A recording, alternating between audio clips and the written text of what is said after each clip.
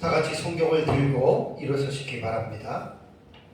봉독해 드릴 하나님의 말씀은 신약성경 에베소서 5장 14절 한 절만 제가 봉독해 드리겠습니다. 이것은 하나님의 말씀입니다. 그러므로 이르시기를 잠자는 자여 깨어서 죽은 자들 가운데서 일어나라. 그리스도께서 너희에게 비추이시리라 하셨느니라. 아멘. 네, 앉으시기 바랍니다. 목이 아직도 안 풀려서 저는 괜찮지만 듣는 분들이 조금 불쾌하실 수 있습니다. 양해해 주시고 좀 이렇게 하나님의 말씀에 함께 또 이렇게 들었으면 좋겠습니다. 오전 예배에는 제가 11절에서 13절 말씀까지 세 절의 말씀을 가지고 빛의 자녀들이여 어두움의 일을 폭로하라라고 하는 이러한 제목을 가지고 제가 말씀을 드렸습니다. 그 신앙생활 할 때 소극적인 자세와 적극적인 자세가 있죠. 두 가지 자세가 다 필요합니다. 소극적으로는 우리가 어두움의 일을 행하는 불순종의 아들들과 함께 잘못하는 죄를 짓는 그 일에 우리는 참여하면 안 됩니다. 그러니까 지난주에도 말씀드린 대로 오해를 해서는 안 될 것이 그러니까 아예 예수를 믿지 않는 사람들은 아예 만나면 안 되겠구나 그런 말이 아니라 그랬습니다. 불신자들 만나야 됩니다. 잘 친해야 됩니다. 그들에게 복음을 전하기 위해서 우리가 그들을 만나야 됩니다.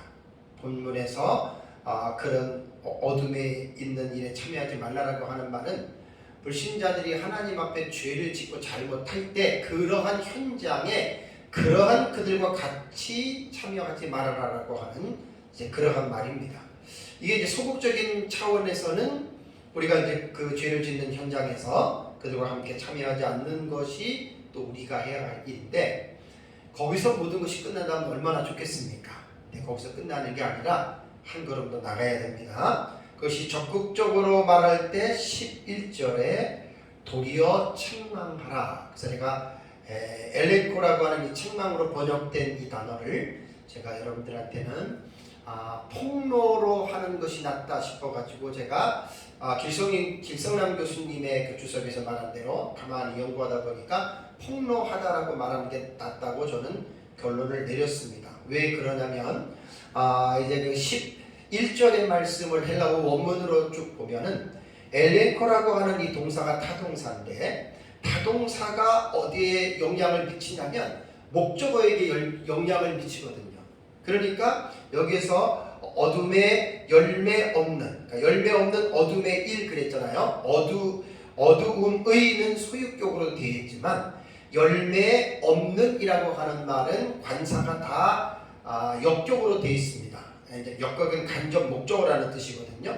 그러니까 책망하라, 책망하라가 간접 목적어인 열매 없는 이것이 가 있기 때문에 당연히 11절의 말씀을 볼 때 책망해야 할 대상이 사람이 아니에요.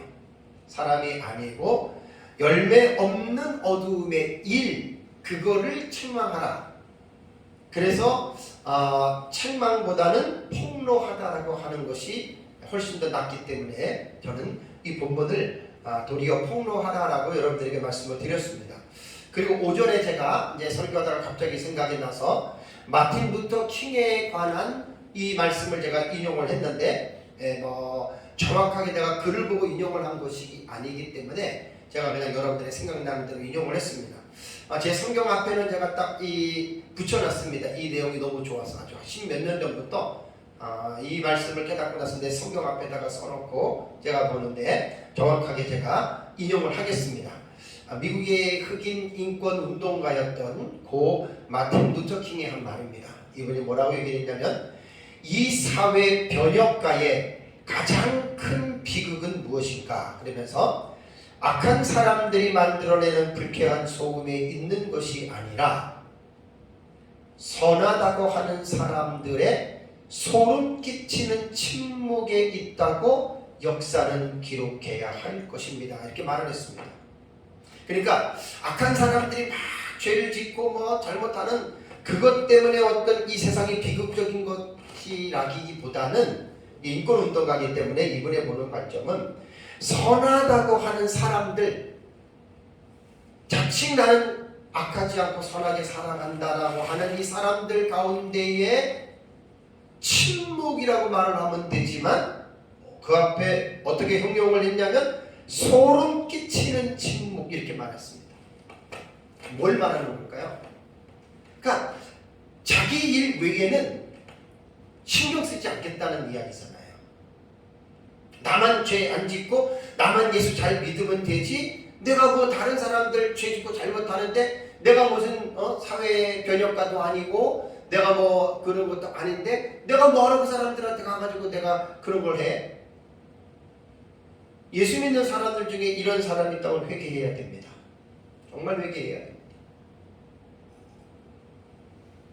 이러한 자세를 회개하지 않으면 에베소서 5장 11절 말씀의 의미를 모르는 사람입니다. 다시 11절 볼까요? 너희는 열매 없는 어둠의 일에 참여하지 말고 그 다음에 뭐라 그랬죠? 도리어 책망하라, 폭로하라. 열매 없는 일들을 참여하는 것으로 만족하지 말고 그것을 오히려 폭로하라는 게 드러내라는 거예요. 그래서 이 어둠의 일은 12절에 은밀히 행하는 것인데 그것은 말하기도 부끄러운 일들이다 이렇게 말을 했습니다. 한두 가지가 일이 아니죠. 여러 가지들이 있습니다.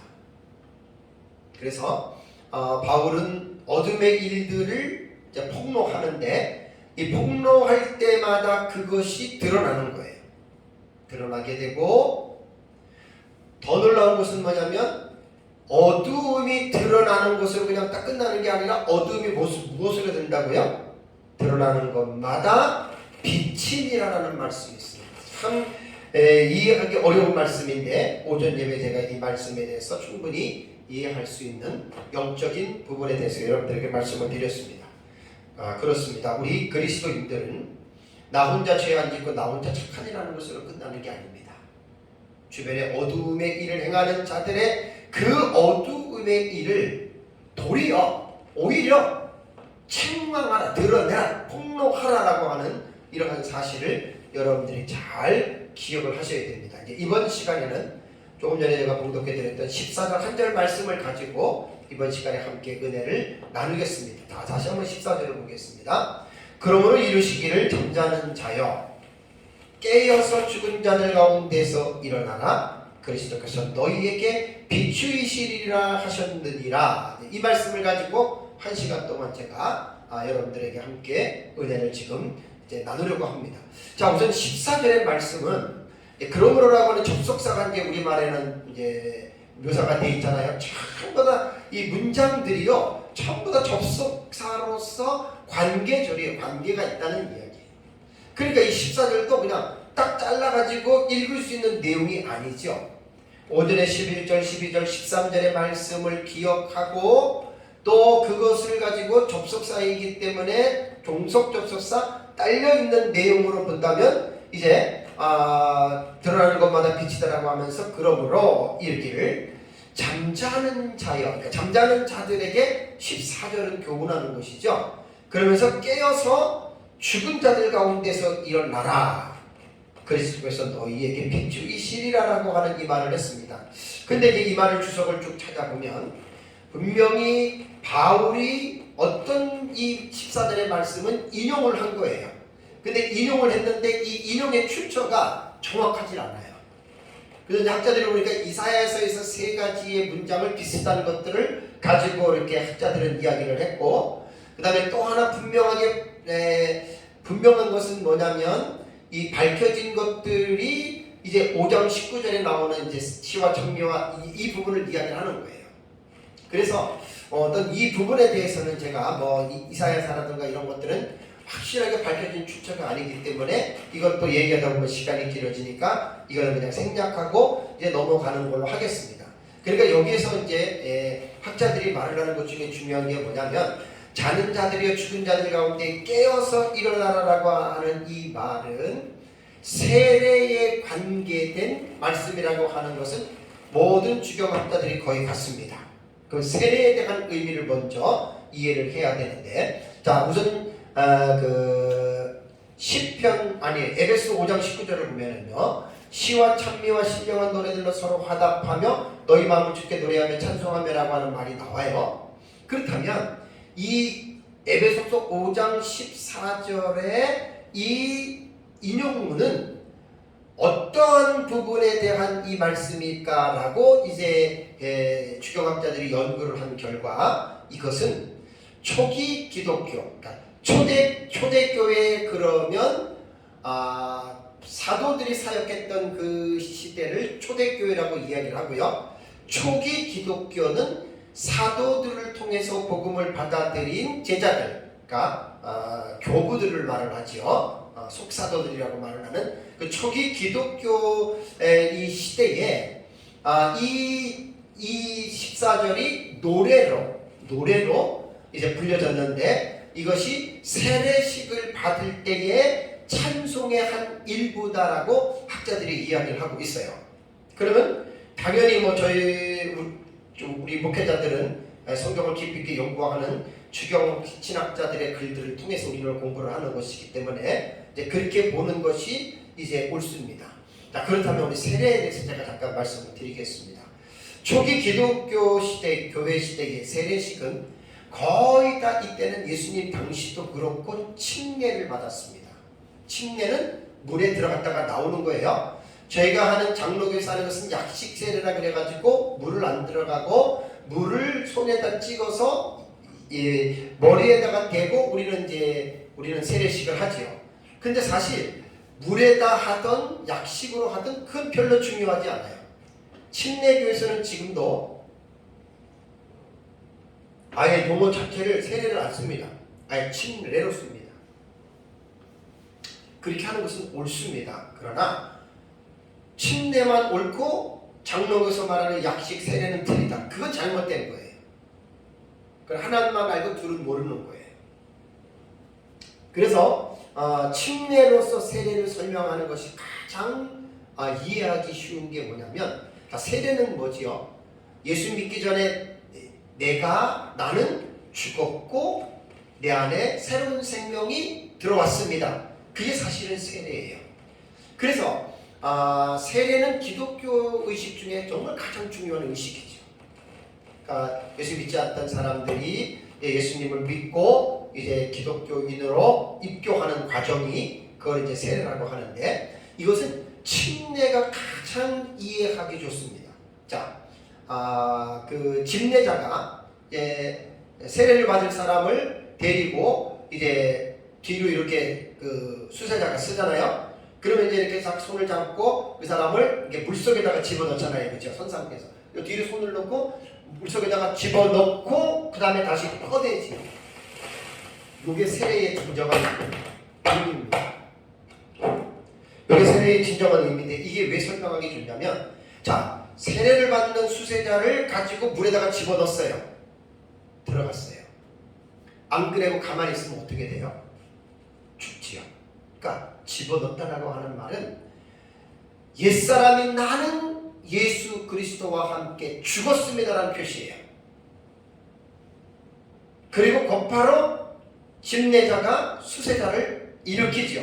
자, 그러니까 나의 옛사람은 물속에 장사를 지내고 나의 죄된 옛사람은 죽고 다시 올라오는 그 모습은 나는 이제 새로운 사람으로, 나는 하나님의 사람으로 나는 탄생했습니다. 이게 세례의 의미예요. 새 생명을 이제 얻었습니다라고 하는 이제 그러한 말입니다. 그래서 초기 기독교에서 이렇게 사람을 세례를 할 때 물속에 들어갔다 올라올 때 그때 물 밖에 있는 성도들이, 회중들이 이 찬송을 불렀을 것이라고 확실히 한 것이 아니라 추정하고 있다, 이렇게 생각하면 됩니다. 이거는 바울이 정확한 자료를 남겨놓지 않았기 때문에 이 부분은 무엇인지 정확하게 우리는 이해할 수는 없습니다. 그래서 이제 이 찬송을 불렀을 것이라고 이제 추정을 하고 있습니다. 자, 그렇다면 세례란 무엇일까요? 세례란 무엇일까요? 자, 이제 에베소서 차원으로 들어가면 세례는 사실 교회를 다니는 사람, 세례를 받은 사람들 중에서도 세례의 참된 의미를 알지 못한 사람들이 있을 수 있습니다. 그래서 세례에 대한 이 의미는 이제 제가 오전에도 말씀을 드렸지만 4장 17절에서 24절에 보면 옛사람을 벗어버리고 새사람을 입으라라는 말이 있죠. 그렇죠? 그러니까 세례를 받았다라고 하는 것은 옛사람을 벗어버린 거예요. 옛사람을 벗어버리고 이제 그 세례를 받은 사람은 하늘에 속한 신령한 새 사람을 입은 그 새 사람이 되었다라고 하는 것이 이것이 바로 여러분 세례라고 하는 말입니다. 그러니까 우리가 세례를 받았다라고 하는 말은 이 얼마나 놀라운 일이겠습니까? 그래서 세례는 우리는 이제 그렇게 이해를 해야 됩니다. 그리고 또 하나 이제 세례는 단순히 의식적으로 뭐 물에 들어갔다 나왔다, 수세를 이렇게 약식으로 세례를 받았다 해가지고 그 세례가 받은 것이 아니라 분명하게 세례를 받은 사람은 나는 죄인이었는데 내가 예수 그리스도를 믿음으로 내가 그 모든 죄를 용서받고 나는 하나님의 자녀가 되었다라고 하는 이 믿음을 가지고 있는 사람이 사실은 세례를 받아야 돼요. 대부분 사람들이 이렇게 생각하죠. 세례를 받는 그 순간에 이 사람이 이제 죄를 용서받고 하나님의 자녀가 됐다라고 사람들은 생각을 하는데 그럴 수도 있지만 그렇지 않습니다. 세례는 그냥 아무에게나 주는 것이 아니라 세례는 조금 전에 제가 말씀하신 대로 나는 예수 그리스도 때문에 죄 용서를 받은 하나님의 사람입니다라는 확실한 이 믿음, 확실한 믿음이 있는 사람에게 교육을 통해서 교육을 마치고 그 사람을 사실은 믿는 성도들의 회중들 앞에서 이제 이 사람은 우리와 같이 예수 그리스도를 믿고 한 형제 자매가 됐습니다라고 외적으로 공적으로 인치는 예식이 이게 바로 세례라고 하는 말이에요. 그래서 구원에 확신이 없는 사람한테는 세례를 베풀 수가 없습니다. 그래서 이제 세례를 받기 전에 이제 집례자가 교육을 시키고 이제 상담을 하고 그래서 이제 구원에 확신이 있을 때 그때 이제 사실은 뭐 물세례를 침례를 받던 아니면 약식 세례를 받던지 간에 이제 이렇게 세례를 준다라고 하는 말입니다. 자, 그렇다면 이제 세례에 대해서 한번 로마서를 잠깐 가보겠습니다. 로마서 6장을 한번 먼저 가보세요. 로마서 6장 4절을 먼저 보겠습니다. 로마서 6장 4절을 먼저 읽을게요. 자, 그러므로 우리가 그의 죽으심과 합하여 세례를 받음으로 그와 함께 장사되었나니 이는 아버지의 영광으로 말미암아 그리스도를 죽은 자 가운데서 살리심과 같이 우리로 또한 새 생명 가운데서 행하게 하려 하심이라라는 말이 나오죠. 자, 세례가 로마서 6장을 보면 세례에 대해서 아주 자세하게 이렇게 기록을 해 놓았습니다.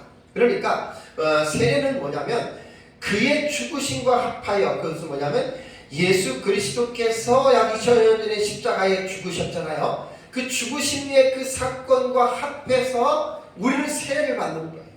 그러니까 내가 예수를 믿는다라고 하는 말은 이제 예수 믿기 이전에 나는 십자가에서 죽어주신 그 예수님과 함께 나는 죽었습니다라고 하는 이 사실에 대한 믿음의 고백이 세례예요. 그러니까 이러한 어떤 고백이 없는 사람한테는 세례를 베풀 수가 없죠. 그리고 아까 물에서 이제 설명한 것처럼 물속에 들어가면 죽은 거예요. 근데 그 사람을 다시 꺼내는 것은 그 4절 뒷부분에 보면 이제 그리스도를 죽은 자 가운데서 살리심과 같이 우리는 또한 새 생명 가운데에서 행하게 하려 함이라. 이게 세례입니다. 그러니까 세례는 단순히 옛사람이 죽었다라는 죽은 것만 가지고 세례라고는 안 해요. 새 사람이, 새 생명이 이 사람 안에 새롭게 잉태가 태어났습니다. 출생했습니다. 이게 세례입니다. 그 다음에 8절을 볼까요? 로마서 6장 8절에도 만일 우리가 그리스도와 함께 죽었으면 뭐라고요? 또한 그와 함께 살 줄을 믿노니. 그러니까 반쪽짜리 세례만 가지고 있으면 안 된다는 거예요. 그냥 예수님과 함께 죽었다라고 하는 것만 알고 있으면 그 반쪽짜리 세례예요. 그 죽은 것과 더불어 살아났다라고 하는 것. 그래서 8절에도 그와 함께 살 줄을 믿노니라고 했습니다. 그러니까 살아났어요. 아까 4절에서는 새 생명 가운데서 행하는 거예요. 자, 로마서 6장 6절을 또 볼까요? 로마서 6장 6절에 우리가 알거니와 우리 옛사람이 예수와 함께 십자가에 못 박힌 것은 죄의 몸이 죽어 다시는 우리가 죄의 종노릇 하지 아니하려 함이라. 조금 더 세례의 개념이 확장이 되죠. 그렇죠? 로마서 6장 6절에는 확장이 돼서 그냥 십자가에 못 박혀 죽고 그것으로 끝나는 것이 아니라 이제는 그 죄에게 이제는 더 이상 종노릇하지 않는다. 대단히 중요한 말입니다.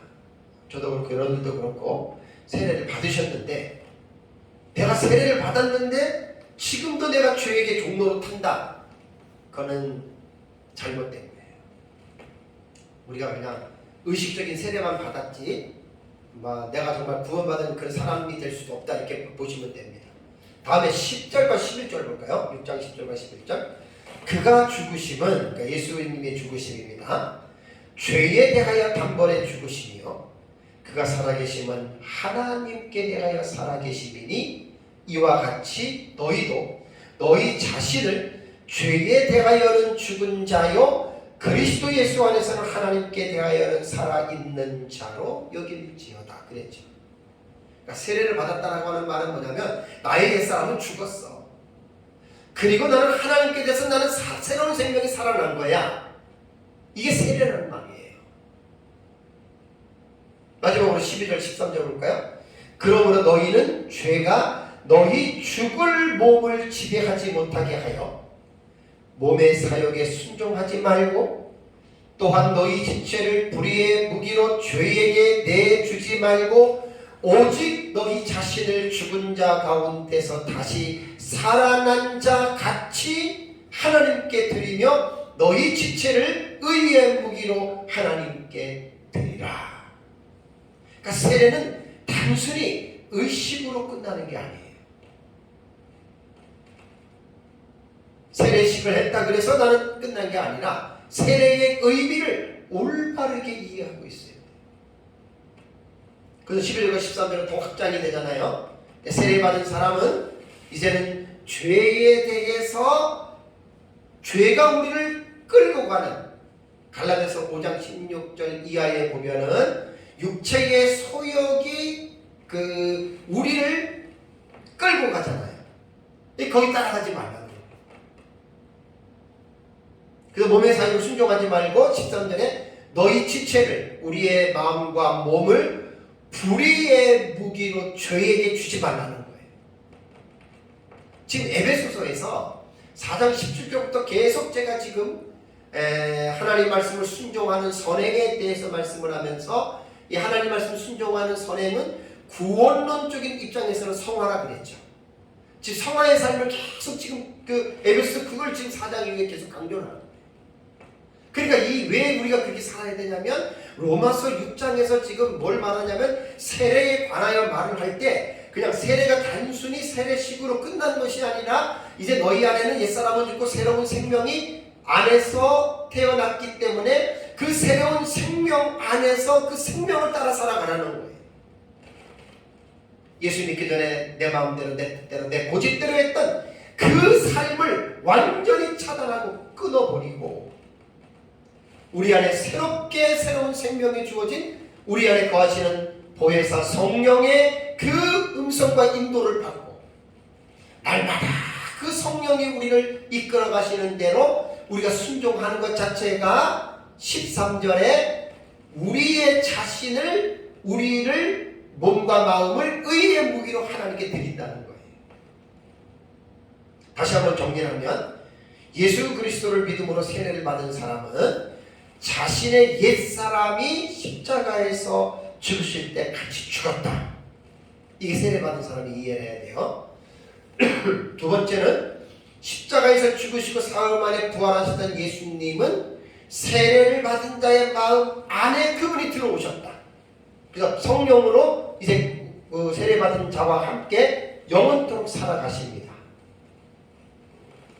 이 부분을 꼭 기억을 해야 되고, 세 번째는 진정으로 세례를 받았다면 죄에 대해서는 죽었고 하나님에 대하여 살아났기 때문에 새롭게 태어난 새 생명인 자신의 몸을 죄에게 주지 말라는 거예요. 죄 짓는 데 사용하지 말라는 거예요. 예수님이 살리신 이 새로운 생명이 하나님께 드려서 의의 무기로 하나님의 뜻을 행하면서 살아가라. 그게 이제 하나님의 영광을 위하여 살아가라라고 하는 말입니다. 다시 에베소서 본문 5장 14절로 보겠습니다. 자, 세례는 보통 이런 뜻입니다. 세례. 이런 세례에 대한 기본적인 부분을 우리가 인식을 하고 14절 말씀을 조금 더 자세히 말씀드리겠습니다. 자, 오늘 그 14절에 보면은 잠자는 자가 나오죠. 그 다음에 깨어 죽은 자들 나오죠. 잠자는 자는 뭐고 죽은 자들은 무엇일까요? 두 가지 해석이 있습니다. 여기서 잠자는 자와 죽은 자들을 동일한 부류로 보는 해석이에요. 그러니까 이 잠자는 자와 죽은 자들은 하나님을 믿지 아니하는 불신자들로 보는 해석입니다. 그래서 이제 본절에 대한 해석을 보면 예수님을 믿기 이전의 상태를 가르치는 것이다 이렇게 말합니다.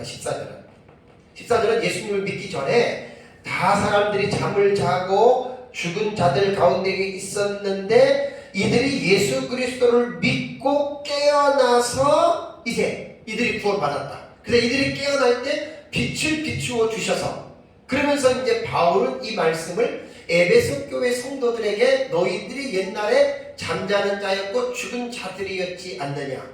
근데 너희가 복음을 전해 듣고 너희가 예수님을 믿고 구원받을 때 그때 성령의 빛이 너희에게 비추어져서 너희가 구원을 받은 자들이고 그래서 너희는 주 안에서 빛이 되었다라고 이렇게 이제 해석을 하는 것입니다. 근데 저는 이 해석이 틀린다라는 개념이 아니고 이 해석도 충분히 거의 주석가들이 이렇게 해석들을 하는데 그냥 맞다고 봐요. 해석은 서로 다를 수가 있기 때문에 이 해석도 일리가 있고 이렇게 해석하는 것이 맞는다고 보는데, 제가 보는 해석은 요건 약간 좀 차이가 있습니다. 그게 뭐냐면 두 번째 해석은 제가 이제 말씀을 드립니다. 잠자는 자는 에베소 교회 성도들, 구원받은 성도들 중에 잠자는 자들을 말을 하는 것이고, 또 본절에서 죽은 자들은 이들은 불신자를 말하는 거예요.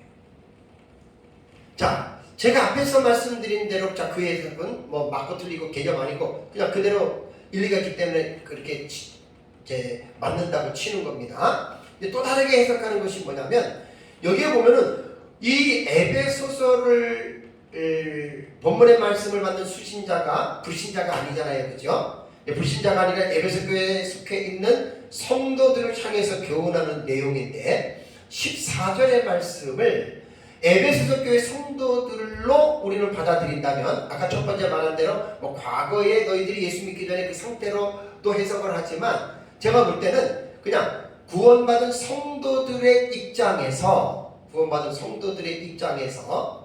완전한 존재들이 아니기 때문에 우리가 영적으로 잠잘 수 있어요. 충분히 그럴 수 있습니다. 그러니까 그 에베소 교회 성도들 가운데에 영적으로 잠을 자고 있는 그 성도들에게 저는 이 14절의 말씀을 주었다라고 저는 이제 이 본문을 이렇게 읽는 겁니다. 그래서 우선 본절을 조금 더 자세하게 보면 잠자는 자들과 죽은 자들은 분명히 다르잖아요. 왜냐하면 잠자는 자들은 죽은 자가 아니라 생명이 있는 자지만 활동을 하지 않고 잠을 자는 것이 잠자는 자고, 죽은 자라고 하는 것은 아예 생명 자체가 없기 때문에 잠하고는 상관이 없어요. 그냥 죽은 거지. 물론 예수님의 교훈 속에서 죽은 자들을 잠자고 있다 이렇게 묘사한 부분이 있기는 해요. 나사로가 죽었는데 우리 친구 나사로가 잠들었도다 그랬잖아요. 그죠? 근데 거기서 말하는 예수님이 죽은 자를 잠들었도다라고 하는 말은 여기서 말하는 그 가루나는 같은 것으로 보지 않아요. 앞에서 제가 말씀드렸듯이 에베소 교회 안에 신앙생활을 하면서 신앙적으로 잠을 자고 있는 자들, 이제 그러한 자들을 대상으로 하나님께서 이제 이 14절의 말씀을 주셨다라고 하는 의미인데요. 아까도 말씀드린 대로 구원받았다고 완전한 게 아닙니다. 믿는 순간에 우리의 본질은 바뀌어져요. 사탄의 자녀에서 하나님의 자녀로 본질은 100% 바꿔지거든요. 그렇지만 우리가 가지고 있는 성품은, 인격은 절대로 하루아침에 바꿔지는 게 아니에요. 중심은 바꿔졌지만 우리 사람이 살아가면서 이 세상에 살면서 우리가 어떤 성품이라든가 인격 같은 것들은 하루아침에 싹 바꿔지지 않습니다. 그래서 우리가 예수 믿기 전에 옛사람이 가지고 있었던 죄악된 본성이 죽을 때까지 우리 안에 자리 잡고 있어요. 그래서 우리가 이 세상에서 호흡을 멈추고 우리가 이 세상을 떠날 때 그때는 그것이 소멸돼요. 그러나 살아있는 동안에는 불완전한 모습과 함께 구원받은 성도들은 그걸 살아가는 겁니다. 그러다 보니까 우리가 늘 매 순간 깨어있지 않고 또 하나님의 말씀 안에서 우리가 깊이 있게 붙잡히지 않으면 저도 그렇고 여러분들도 그렇고 우리는 실수할 수 있고 넘어질 수 있고 죄를 질 수 있다라고 하는 것 여러분 꼭 기억해야 됩니다. 그렇다면 본문에서 성도들 가운데에 잠을 자는 자들은 뭘까요? 우리가 하나님의 말씀을 불순종하고 또 우리가 막 죄를 짓고 고집을 부리고 이것이 지속되는 상태를 영적으로 잠자는 상태다라고 이렇게 말하면 쉽게 이해가 됩니다. 성령으로 충만하지 아니한 가운데. 그렇다면 성도들이 왜 영적인 잠이 들까요? 두 가지 말씀드리겠습니다. 첫 번째는 조금 전에 말씀드린 대로 하나님의 말씀을 불순종할 때 영적인 잠을 자게 돼 있어요. 그러면 에베소서 4장 26절을 한번 볼까요? 제가 에베소서 4장 26, 27절에 한 달 전에 설교했던 내용인데요. 분을 내어도 죄를 짓지 말며 해가 지도록 분을 품지 말고 마귀에게 틈을 주지 말라 그랬죠. 그러니까 구원받은 사람 분낼 수 있어요. 인간의 기본적인 8가지 정서 속에 화냄, 분냄, 놀람, 기쁨, 슬픔 다 있듯이 분내는 거 이거 죄 아니에요. 근데 이 분을 계속 품고 있으면 마귀가 틈탄다? 계속 품고 있어 보세요. 마귀가 틈타죠. 그래서 그 분을 가지고 죄를 짓게 만든다는 말이에요. 그러면 영적인 잠을 자게 되는 겁니다. 성도들은 어떤 상황에 있든지 항상 깨어 있어야 됩니다. 그 이유는 베드로전서 5장 8절 9절에 근신하라 깨어라 너희 대적 마귀가 우는 사자같이 두루다니며 삼킬 자를 찾나니 너희는 믿음을 굳건하게 하여 그를 대적하라. 이는 세상에 있는 너희 형제들도 동일한 고난을 당하는 줄을 알미라라고 이렇게 말을 했습니다. 그래서 영적으로 잠을 자는 이유 중에 하나가 우리가 하나님의 말씀을 순종하지 않을 때, 우리가 하나님의 말씀을 불순종할 때 우리는 영적으로 잠을 잘 수 있다라고 하는 사실을 여러분이 기억해야 됩니다. 자, 다음에 두 번째는 조금 이제 설명을 좀 들어가는데요. 왜 영적인 잠을 자느냐? 설교를 준비하면서 준비했던 내용은 하나님의 말씀을 잘 알지 못하고 신앙생활할 때 영적인 잠을 잘 수 있다. 저는 이렇게 생각을 합니다. 자, 이 말씀을 제가 드리겠습니다. 우리 성도들이 교회를 다니면서 하나님의 말씀을 올바르게 알지 못하고 교회를 다니면 여러분 믿음이 잘못된 거예요. 왜냐하면 우리의 믿음은 하나님의 말씀을 믿는 것이거든요. 근데 하나님을 잘못 알아야 그럼 잘못된 믿음을 가질 수밖에 없는 거예요. 그래서 사실 교회에서 에베소 4장 9절부터 이렇게 7절부터 보시면 예수님께서 자신의 몸된 교회에 선물로 주신 존재들이 있죠. 이 사역자들이에요. 사역자가 왜 중요하냐면 사역자들은 하나님의 말씀을 가르치는 사람이 사역자거든요. 근데 말씀을 가르치는 사역자가 말씀을 잘못 가르쳤거나 말씀을 가르치지 않으면 성도들은 누구를 통해서 말씀을 배우겠습니까? 그래서 하나님의 말씀을 성도들이 잘 몰라서 잘못된 믿음 때문에 영적인 잠을 자고 있다라고 할 때에는 물론 본인의 책임이지만 교회의 사역자들도 자유롭지 않습니다. 혹여나 사역자가 잘못 가르쳤으면 그 잘못 가르친 지식 때문에 그 성도가 잠을 자고 있기 때문에 그렇지.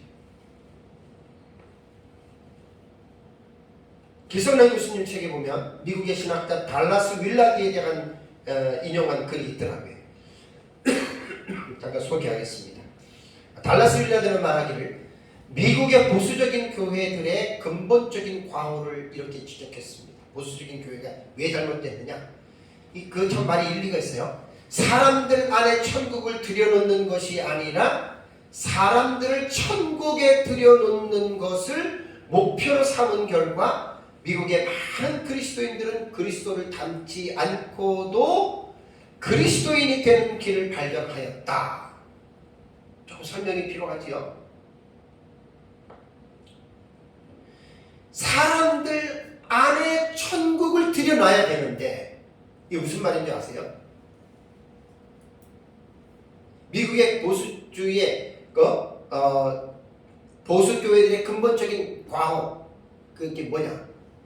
천국을 어디에다가 이렇게 넣어줘야 돼요? 성도들의 심령 속에 천국을 집어넣어줘야 되는 거예요. 이게 뭐냐면 하나님 나라에 대한 현재적 하나님 나라예요.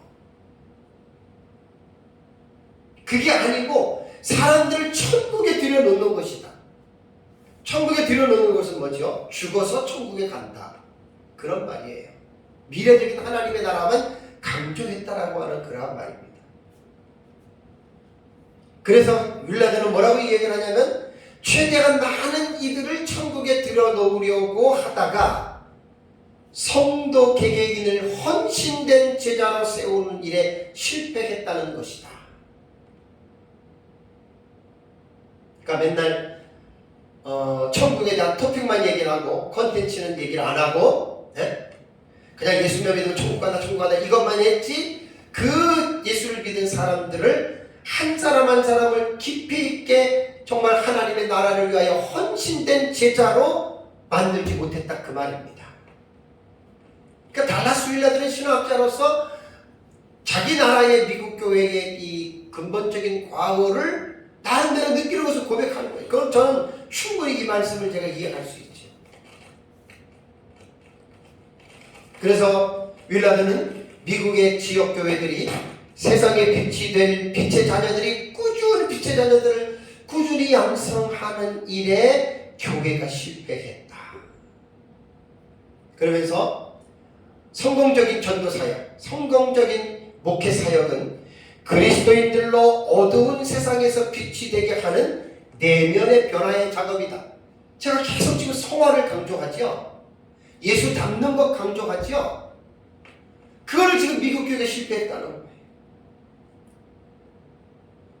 성도들의 내면의 변화를 만들어주는 부분에 집중하지 않고 그냥 예수 믿으면 천국과 예수 믿으면 천국과 그냥 교회만 나오는 그런 복음만 가르쳤다는 거예요.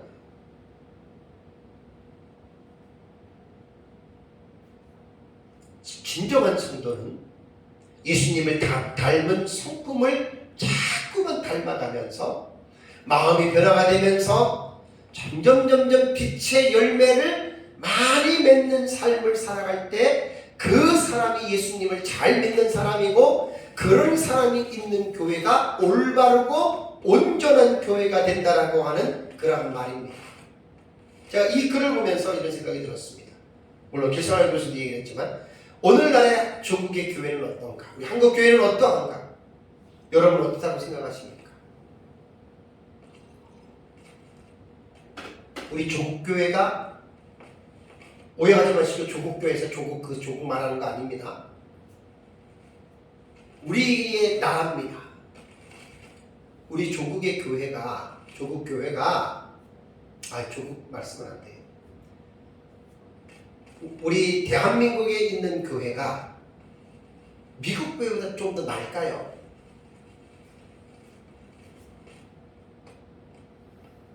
저는 그렇게 생각 안 합니다. 마찬가지라고 생각합니다. 우리 한국교회 목회자들이 부흥과 성장에 몰두한 나머지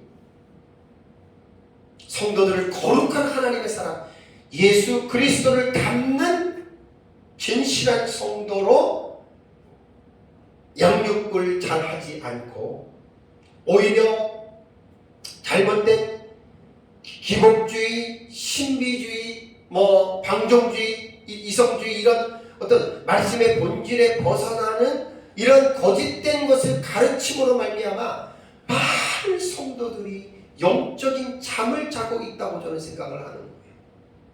교회를 다닌 연수는 수십 년이 넘어도 영적인 성품들은 아직도 어린아이와 같은 사람들이 얼마나 많습니까? 그저 예수 믿었으니 구원을 받은 것이고 이제 남은 인생 하나님께서 주시는 복을 받아서 죽을 때까지 잘 먹고 잘 살고 하고 싶은 거 다 누리다가 나는 천국 간다라고 이렇게 생각하고 교회를 다니는 사람이 얼마나 있겠습니까? 저는 많다고 봅니다. 윌라드가 미국 교회의 실상에 대해서 지적한 가운데에 하나님 나라인 천국에 대한 잘못된 이해에 대해서 나는 꼬집었다고 봐요. 아까 제가 말씀드렸잖아요. 하나님의 나라는 죽어서 가는 나라가 아닙니다. 그 완성된 나라고 하나님의 나라는 예수 그리스도를 믿는 순간 즉시 그 하나님의 나라가 믿는 사람들 마음속에 그 나라가 임하는 거예요. 이거를 지금 교회는 강조하고 현재에 임한 하나님의 나라, 현재적 하나님의 나라, Present Kingdom of God, 현재적 하나님의 나라를 교회는 계속 강조하고 가르쳐야 돼요. 믿는 순간에 하나님이 내 안에 들어오시고 내 안에 하나님의 나라가 됐고 그럼 하나님의 나라에서 뭐 하자는 거예요? 예수 그리스도를 본받죠. 옛사람을 벗어버리고 새사람을 입었기 때문에 우리는 빛의 자녀가 됐고 에베소서 말한 것처럼 빛의 열매를 맺으면서 어두움의 일에 참여하는 자들과 함께 그들과 함께 하지 않고 우리는 오히려 어두움의 일들을 폭로하는 자가 되어야 돼요. 어둠의 일을 폭로하면서 우리는 계속해서 하나님의 예수 그리스도를 담는 이 성화의 깊은 삶을 우리는 매진하는 삶을 살아가는 것이 이것이 여러분 교회고 이것이 성도의 올바른 믿음의 삶이라고 하는 거예요.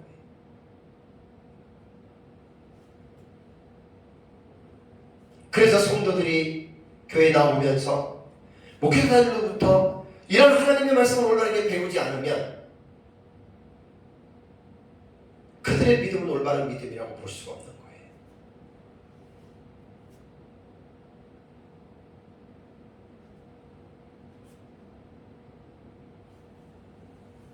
에베소서를 보면 에베소서 안에서 교회의 성장을 이야기합니다. 교회가 장성한 분량까지 자라가는 성장 얘기하죠. 근데 에베소서를 잘 보면 바울이 에베소 교회 성도들에게 말하는 교회의 성장은 외적인 부흥과 성장을 말하는 게 아닙니다. 그런 거 전혀 없습니다. 성도들의 내면적인 성품이 예수 그리스도를 닮아가는 것입니다. 이거는 각각 혼자만 닮아가는 것이 아니라 교회의 성도된 지체된 모든 성도들이 동일하게 함께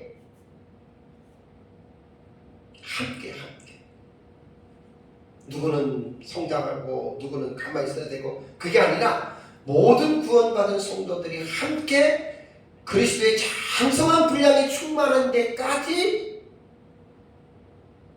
다 같이 자라야 된다. 이게 에베소서에서 말하는 교회의 부흥과 성장입니다. 그래서 교회 안에 이 사역자들의 역할은 정말로 중요합니다.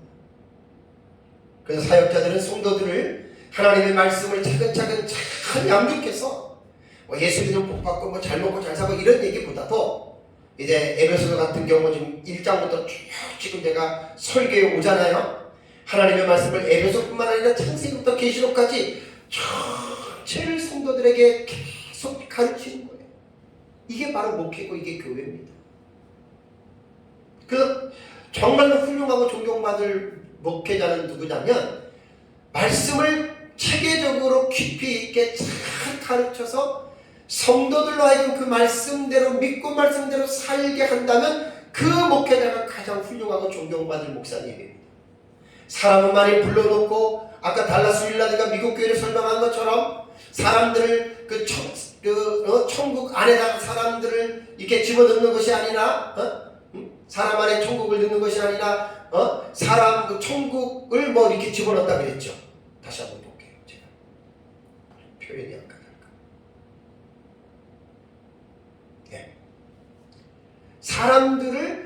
사람들 안에 천국을 들여놓는 것이 아니고 사람들을 천국에 들여놓는 것. 이게 달라스 윌라드가 지적한 거예요. 미국 교회에. 사람들 안에 천국을 집어넣어야지.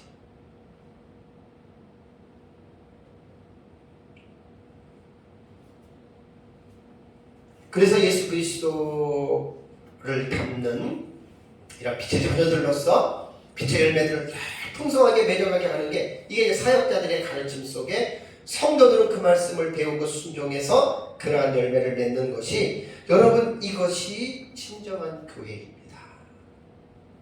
다음에 세 번째 말씀 볼게요. 자, 아까 이제 잠자는 자들에 대해서 제가 말씀드렸어요. 죽은 자들은 이게 불신자들을 말합니다. 불신자. 그러니까 예수 믿고 구원받은 사람이 영적으로 잠을 자면 오히려 죽은 자들과 같이 이제 이렇게 있게 된다라고 하는 그런 차원에서 말씀을 드린 겁니다. 자, 세 번째는 뭐냐면 14절에 깨어서 일어나라는 말이 있죠. 그렇죠? 자, 보면은 그러므로 에베소 교회에 있는 성도들 가운데서 영적으로 잠자고 있는 자들에게 뭐라고 했습니까? 14절에 깨어서 죽은 자들 가운데서 어떻게 해요? 일어나라 그랬죠. 그죠? 그럼 여기에서 동사가 두 개 나오잖아요. 깨어서 동사, 일어나라 동사잖아요. 그죠? 여기서 깨어라고 하는 말은 에게이레라고 하는 말은 에게로의 명령형 능동 이인태입니다. 그러니까 현재라고 되어 있는데 직설법에는 시간에 지배를 안 받는다 그랬잖아요. 그러니까 명령형 부정시상이에요. 아우리스트. 그러니까 이것은 깨어라라고 하는 말은 잠자는 자들은 나 더 자고 싶은데 왜 나를 깨웁니까? 이게 아니에요. 자다가 즉시 깨어야 돼요. 이게 명령이에요. 이게 뭐냐면 단호함이나 단회적으로 해석하라 그랬죠. 그렇죠? 단호하게 깨어나야 돼요. 능동되기 때문에 그들 스스로가 계속해서 명령이기 때문에 이거는 계속적으로 깨어나라고 하는 이제 그러한 뜻입니다. 일어나라고 하는 말도요. 일어나라고 하는 말도 아나스타라고 하는 이 단어는 아니스테미의 이거는 명령 전에로 말하면 과거로 나와 있어요. 사전에는 옛날 사전에는 명령 과거라고 나오는데 명령 과거라고 하는 문법은 없습니다. 명령 부정시상 이렇게 하면 됩니다. 이번 주부터 제가 그동안은 제가 전에 가끔 명령 과거, 부정 과거 이랬는데 그 잘못 표현한 거고 옛날에 배웠던 사람은 그렇게 하는데 지금 그렇게 하면 안 된다는 거예요. 바뀌었어요. 부정 과거도 없고 부정 시상, 명령 과거도 없어요. 명령형 부정사 이렇게 말을 하면 됩니다. 부정 시상 말을 하면 됩니다. 그러니까 여기서 그 아나스타가 뭐냐면 명령형 부정 시상이거든요. 부정 시상은 어떻게 해석해라 그랬죠? 단회적이나 단호함 아주 다 간단한 거예요. 그러니까 단어의 형태를 보고 이건 부정 시상이다. 이건 예를 들자면 아우리스트다 그러면 단호함과 단회적으로 해석하면 되는 거예요. 그 단어는. 일어나라라고 하는 말도 마찬가지죠. 단호하게 일어나라는 말이다. 단호하게. 영적으로 잠자는 자들이 살아있는 하나님의 말씀을 듣고 단호하게 일어나는 거예요. 아이들도 키우다 보면은 일어나 할 때 금방 즉시 일어나는 애들이 있는데 보통 일어나라 그러면 5분, 10분, 30분 걸리는 애들이 있죠. 그런 거는 단호함이 아니에요. 민기적 대로. 그래서 부정시상을 해석할 때에는 단호함으로 혹은 단회적으로 이 동사는 그렇게 해석을 해야 된다라고 하는 사실입니다. 그러니까 깨어서 일어나라 동사 두 개를 합쳐서 제가 여러분들에게 말씀을 드리면 이거 명령형이기 때문에 거부할 수 없어요. 계속 반복해서 깨어 있으면서 일어나는데 확실하게 즉각적으로 일어나라고 하는 그러한 뜻입니다. 그래서 본문에서는 잠자는 자들을 가리켜서 이제 죽은 자들 아까 말씀드린 대로 이제 믿지 않는 자들, 생명이 없는 자들인데 그들과 같이 있다 그러면 여러분 얼마나 그게 보기가 안 좋습니까? 하나님의 자녀들이 여러분 그렇게 해서 여러분 되겠습니까? 그건 아니잖아요. 그래서 빛의 자녀들은 빛의 열매를 맺는 삶을 살아가는 자들이지 열매 맺지 않는 어둠에 있는 자들과 함께 여러분 거할 수 있는 것은 아니지 않습니까? 에베소 교회 성도들이 늘 하나님의 말씀과 성령으로 충만하지 않으면 오늘날 저와 여러분도 마찬가지입니다. 땅에 속한 옛사람의 본성에 우리가 빠질 때가 있어요.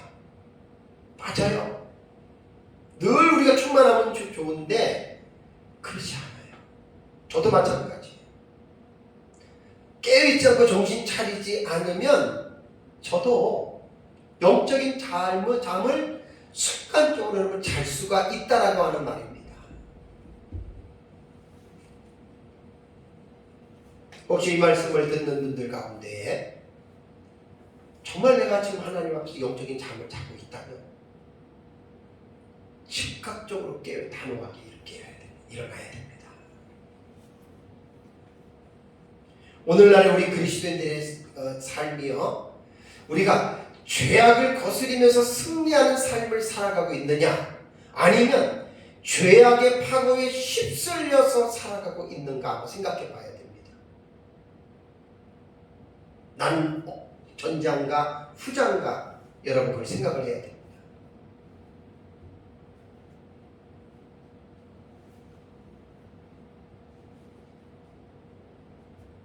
우리가 죽은 자들 가운데서 깨어서 죽은 자들 가운데 일어나라고 말을 했잖아요. 죽은 자들 가운데서 일어나라. 좀 자존심이 상하는 그런 말 아닙니까? 빛의 자녀들이 어떻게 어둠의 일의 자녀들 죽은 자들과 함께 있는다는 것 자체부터가 여러분 좋고 그렇잖아요. 사탄이 왕이 된 이 세상에서 빛의 자녀들로서의 빛의 열매를 맺는 삶을 살기 위해서는 우리 힘으로는 불가능합니다. 꼭 깨달으셔야 돼요. 자, 에베소서 3장 16절 볼까요? 에베소서 3장 16절 보면은 그의 성령으로 말미암아 너희 속사람을 능력으로 강건하게 하옵시고라는 말이 있지요. 이렇게 기도하라는 거예요. 나 자신을 위해서도 내 속사람이 하나님의 성령으로 능력으로 강건하게 해주십시오. 또 내가 기도하고 있는 그 대상들, 가족들이나 대상들에게도 하나님 성령으로 그 속사람을 강건하게 능력으로 강건하게 해주십시오. 이렇게 기도를 해야 우리가 성령으로 속사람이 강건해질 때 우리가 영적인 잠을 자지 않는 거예요. 우리 속사람이 성령의 능력으로 약해지면 우리 안에 있는 육신의 죄악된 본성이 우리를 여러분 끌고 가는 거예요.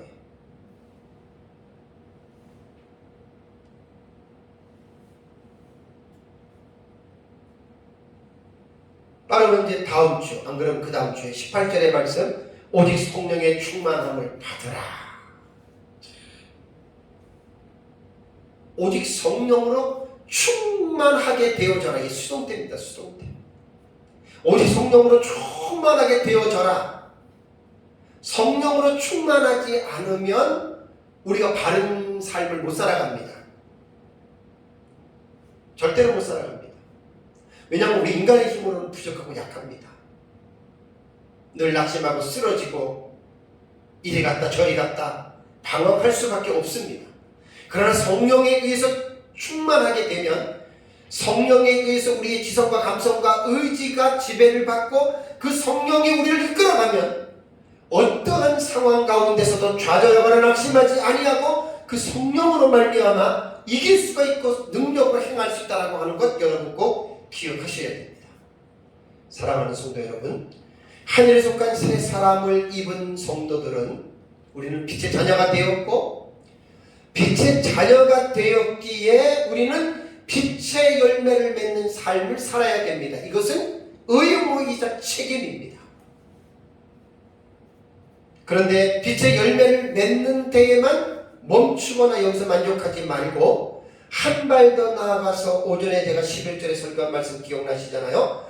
열매 없는 어둠의 일을 우리는 폭로를 해야 됩니다. 폭로. 오늘 설교 서론의 이 부분을 여러분에게 말씀을 드렸습니다. 폭로하는 자들이 되어야 됩니다. 그래서 빛의 자녀들이 어두움을 폭로할 때 폭로되는 어두움은 드러나게 되고, 드러나는 것마다 빛으로 된다고 하는 이 사실을 여러분 꼭 기억을 하셔야 돼요. 그래서 우리가 어두움의 일을 적극적으로 이 성도들이 폭로할 때 이 어두운 세상이 복음으로 말미암아 빛으로 변화되는 놀라운 은혜가 여러분 일어날 것입니다. 오늘날 어떻게 보면 어둠에 빠져있는 성도들이나 조국 교회의 모습을 보면 안타깝고 절망스럽게 보일 수가 있습니다.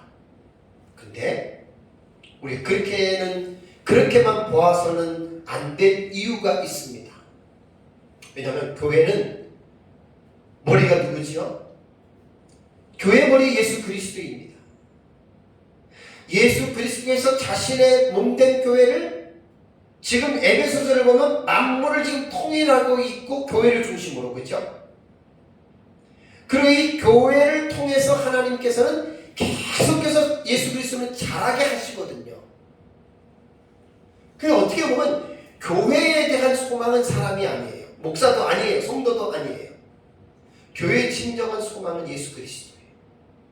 그 예수 그리스도께서 사역자와 성도를 붙잡으시고, 그 예수 그리스도께서 한 성령을 통하여 우리로 하여금 지금 하나님 아버지께로 계속해서 나아가게 하시는 은혜를 베풀어 주십니다. 연약한 우리 한국교회에 예수 그리스도께서 빛을 비추어 준다고 하는 소망을, 이건 꼭 잊어버리시면 안 돼요. 인간에게는 능력도 한계가 있고 인간에게는 소망이 없어요. 어느 사람이나 똑같아요. 예수 그리스도에게만 참된 소망이 있습니다. 요한계시록 2장과 3장에 기록된 7교회 내용을 보면, 서머나 교회와 빌라델피아 교회만 제외하고 나머지 에베소, 버가모, 두아디라, 사데, 라오디게아 교회는 주님의 책망을 받았던 교회였습니다. 그러니까 완전한 교회를 잊기가 힘들죠. 불꽃 같은 눈으로 교회를 살피시는 주님께서 그들의 잘못을 책망했을 때 그들이 회개하고 돌이키면 주님 분명히 용서해 주십니다. 어떠한 잘못이든지 용서해 주시고 또 그들을 일으켜 주실 것입니다. 우리가 만약에 영적으로나 육신적인 잠에 빠져 있다면 오늘 우리에게 주시는 이 도전적인 말씀을 아멘으로 받아들이시고, 죽은 자들 가운데서 깨어서, 잠자는 사람들은 죽은 자들 가운데 깨어서 일어나기를 기원드립니다. 예수님의 재림이 가까워지는 말세지 말에 우리가 깨어서 일어나기만 한다면 오늘 14절 마지막에 그리스도께서 그 사람에게 비추어 주시리, 빛을 비추어 주시리라. 놀라운 소망의 말씀입니다. 일어나기만 한다면 그리스도께서 빛을 비춰줘요. 그래서 빛의 자녀가 된 성도들은 성령의 능력으로 빛의 열매를 맺으면서 우리는 복된 삶을 여러분 살아가야 됩니다. 우리가 빛의 자녀가 되었기에 계속해서 우리는 그 빛이 퇴색되도록 하면 안 됩니다. 계속해서 그 빛이 빛나야 됩니다. 그러기 위해서는 우리가 하나님의 말씀과 성령으로 늘 충만해야 되고, 지금도 하나님 무저우편에서 만물을 통일시키고 만물을 충만케 하시는 그 일을 하시는 그리스도의 그 일에 저와 여러분들이 참여할 수 있게 되는 것입니다. 그래서 빛의 자녀들인 여러분들과 우리 한국교회가 영광의 그리스도께서 비추어주는 빛을 받아서 잠자는 자들은 깨어서 죽은 자들 가운데에서 일어나기를 주의 이름으로 간절히 축원합니다.